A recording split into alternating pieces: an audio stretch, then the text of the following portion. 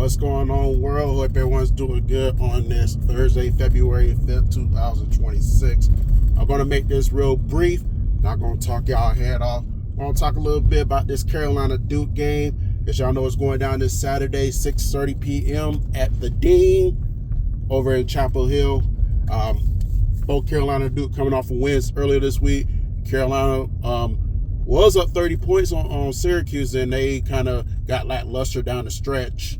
But they still managed to hold off and beat Syracuse by 10. Duke, on the other hand, with a convincing win over Boston College the day after. So, so it's going to be a really good game right here. I expect it to be a really good game. Yesterday, I did not see a spread. I have not really checked my ESPN out, so I don't know if there's a spread out there. I'm sure Duke is the favorite in this game because Duke is playing really great ball right now. They're ranked number 4 in the country. Carolina's playing good. They're not playing great. They're not playing exceptional. They are playing better than they did last year. As y'all know, last year they missed out on the tournaments because inconsistent play happened. But this year they're more likely going to be in the tournament. So, so it's the opportunity right here to try to get a statement win. They did get one against Kansas. As far as the Kentucky game, shortly thereafter, I'll let y'all be the judge on that one because I know some people may look at that game as a statement win because Kentucky is a blue blood status, most championships, blah, blah, blah. But some may look at a Kentucky game and be like, well, that's not really a statement win because Kentucky's not playing really good ball. We don't know if they're going to be in the tournament. They haven't been ranked for a good proportion of the year, so. And the SEC has kind of been down on this year. Vanderbilt and Arkansas are the only thing that's keeping that conference afloat. Florida's trying, so I give them credit, but they did lose on Auburn. So we'll leave it at that. I think the main matchup, like it's going to be in this game, will probably be Cameron Boozer versus Caleb Wilson. I did check. I haven't really been watching any Duke games. I think the Boston College game is like the first Duke game I really watched this year. So I had to go off of stats for the most part, and it seemed like Cameron Boozer is the it guy. As y'all know, he is the son of Carlos Boozer, who did play there at the turn of millennium, had a decent NBA career with the Utah Jazz. I think he also played for the Bulls as well. But Caleb Wilson, Henry Vosser, these guys have been really beasting all year. It's like every time I'm hearing something about Carolina, it's basically the Vosser and Caleb Wilson show.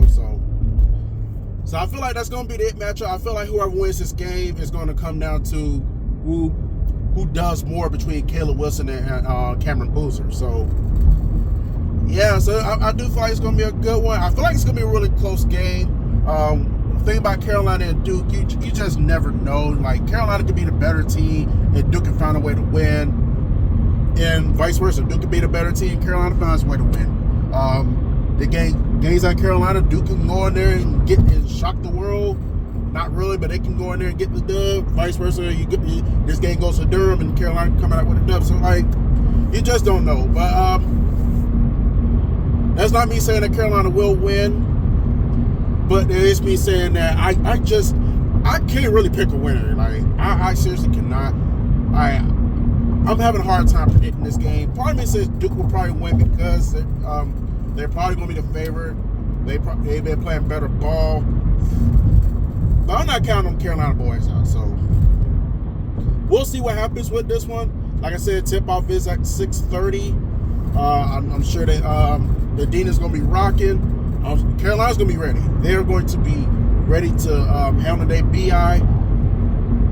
But I think the only thing that's going to, that'll just kind of leave me a question mark with this game in relation to Carolina is if it's a talent pool. It's going to be a little too much for Carolina. Can Carolina, if the tough gets going, can Carolina hold their own? Because there's been, because. Like I said, Carolina's playing better, but they do have those blemishes against Cal and Stanford. He definitely, two teams that are basically on the bottom half of the ACC. You know, you can't go around losing those games like that. I'm just gonna be honest. So,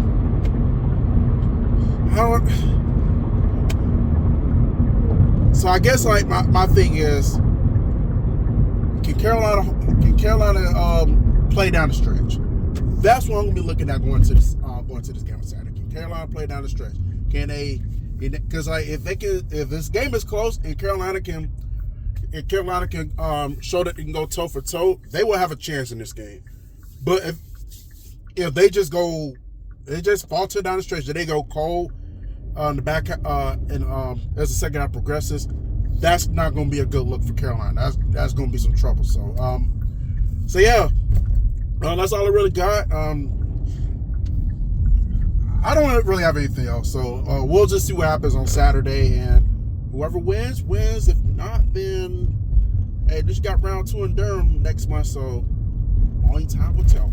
Anyways, that's all I got for now. So I'm going to ride up out of here. So y'all have a good Thursday, and may a better team win on Saturday evening. Y'all later.